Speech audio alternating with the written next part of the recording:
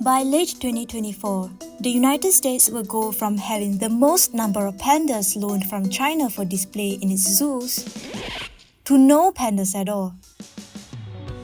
Why did this happen? For those who think that China wants to withdraw pandas from the United States to show its displeasure, I think that's probably a little bit too naive.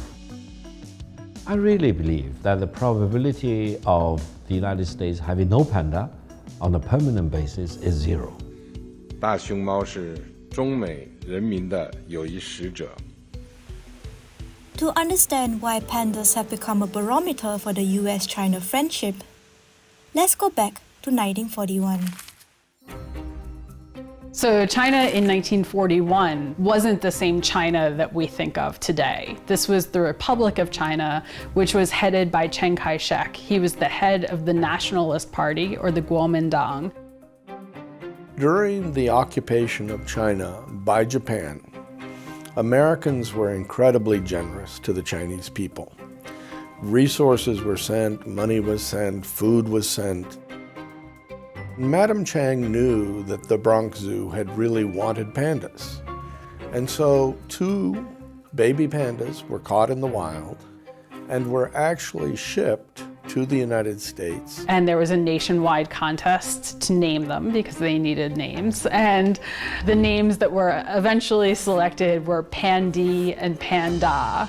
So I'm afraid that the early panda names were really not very inventive. But we can say that the use of the pandas was a tool for solidifying the relationship, for China giving something at a point where it had very little to give to the United States. Indeed, if you look at the dollar figure of American support to Chiang Kai-shek, it's over $4 billion, a very, very sizable contribution.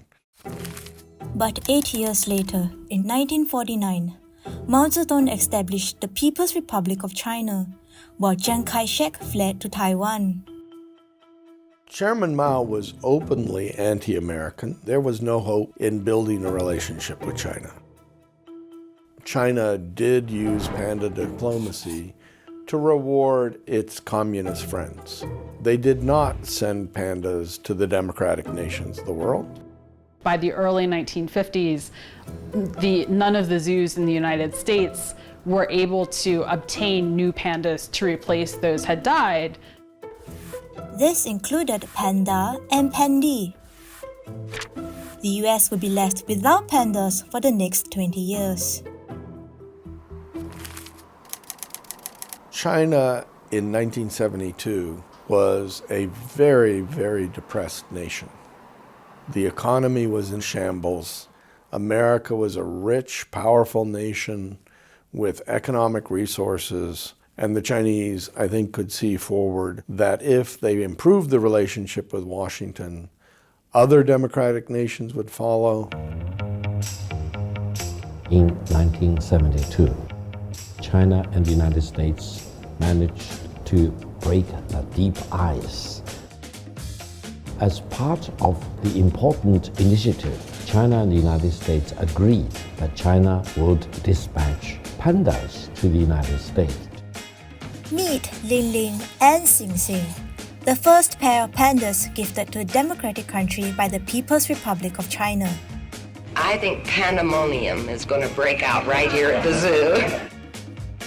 For the People's Republic of China to send over two of its most precious national treasures to a country that only a few years before it had been openly feuding with. This was showing that the two countries weren't going to have a short-lived relationship. The Chinese government did do a lot of media report about sending the giant panda to the United States. It was such a joyful, happy occasion. It brought happiness and great joy to the Chinese people and the American people. China went on to offer the US the most number of pandas out of all countries that received pandas, 11 pandas to 4 zoos.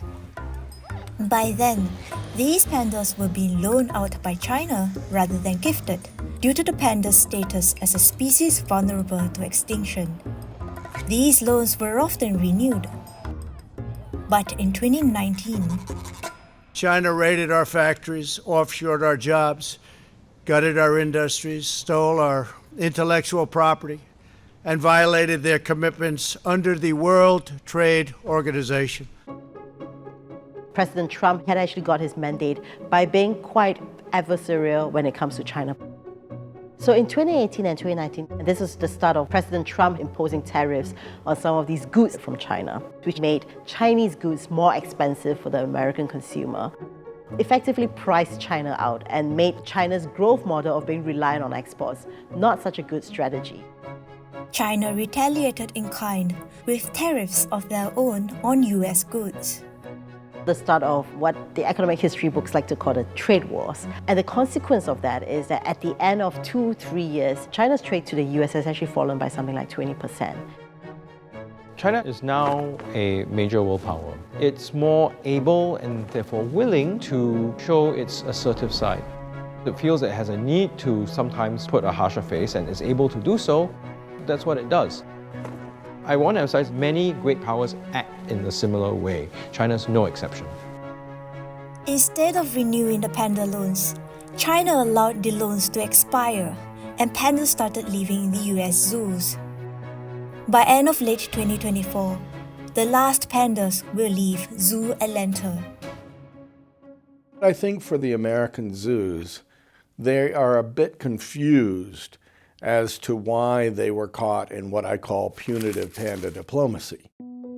Of course, now they have some hope.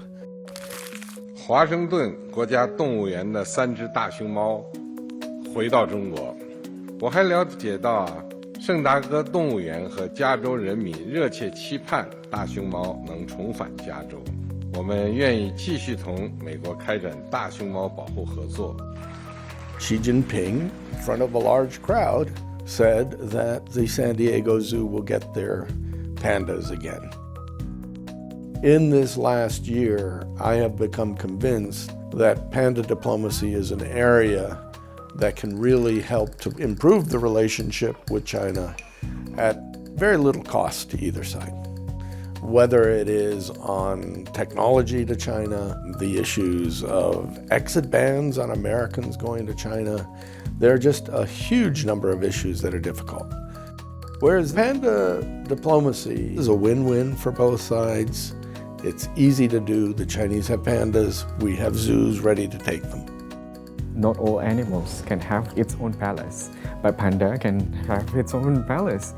Jaga dia at 100% dengan istilah come from hati. It's like one family. 弘毅 good girl lah. ใช่ไหม